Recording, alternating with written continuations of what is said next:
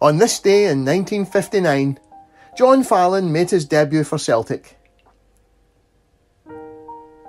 John Fallon made relatively few appearances for Celtic considering the length of time he was at the club, but the impression he left behind is greater than 184 competitive matches in 12 years would suggest.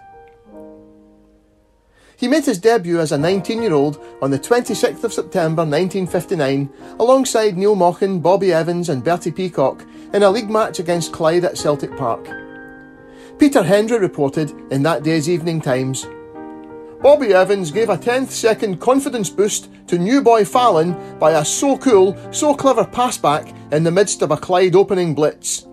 2 minutes later, Fallon showed that the Evans prescription was just what the football doctor ordered, with a great and confident save from Herd, who had left a trail of Celtic defenders in his wake as he waded through."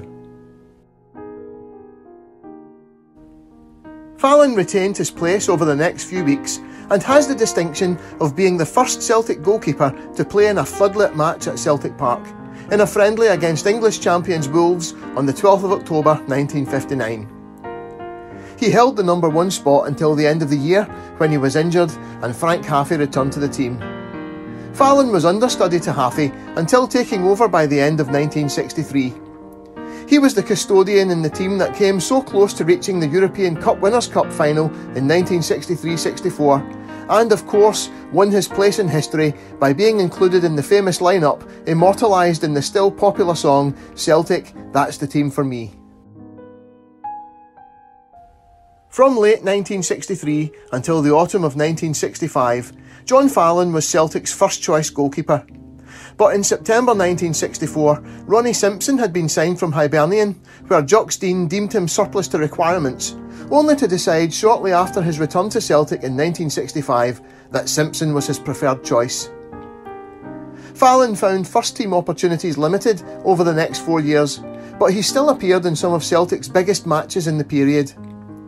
He won his first major honour in April 1965 when the Scottish Cup was won against Dunfermline, and one of the most iconic photographs of the day is the keeper swinging from the crossbar in delight as he celebrated Billy McNeill's late winner.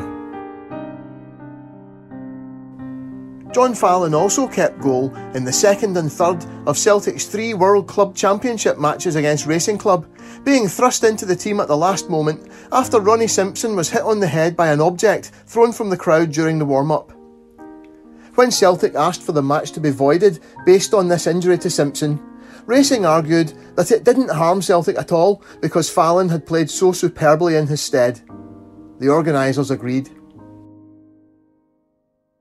Like Frank Haffey, whom he had replaced as first choice, Fallon was a goalkeeper capable of breathtaking brilliance, but also prone to costly errors.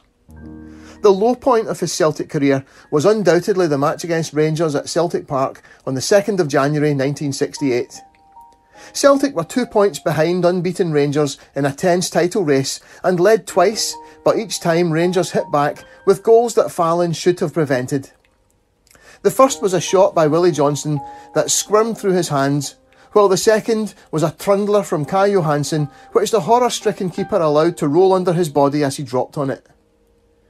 Rangers maintained their unbeaten record and 2-point lead, but fortunately, when they were finally beaten that season in their last match against Aberdeen, Celtic had done enough to be champions and won their own last match against Dunfermline a few days later to take the title by 2 points.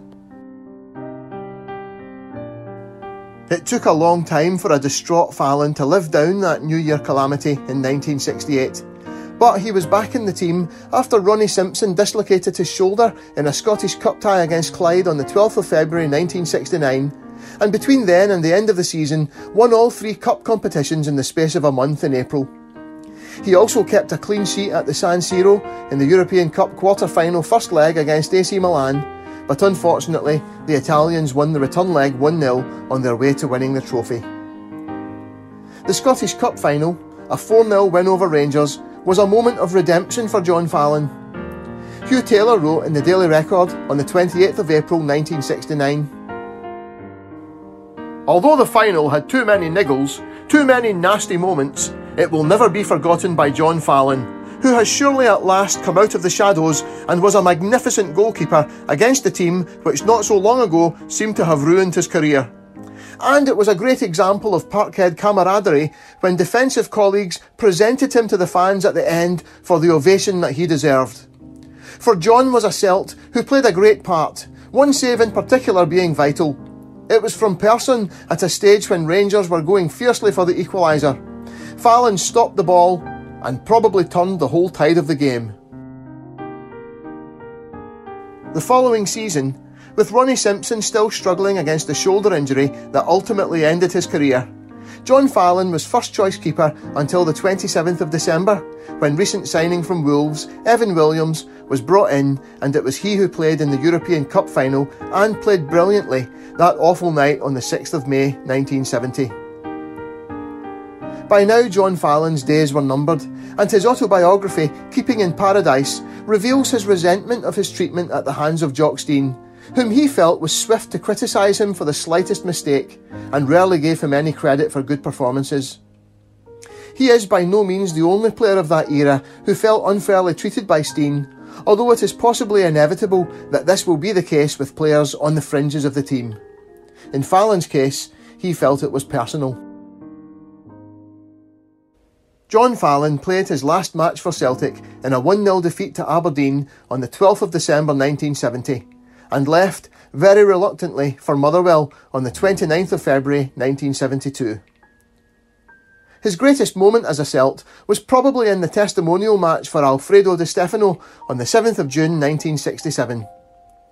In his match report for the Evening Citizen, George Aitken wrote, "Fallon is a goalkeeper of superb quality.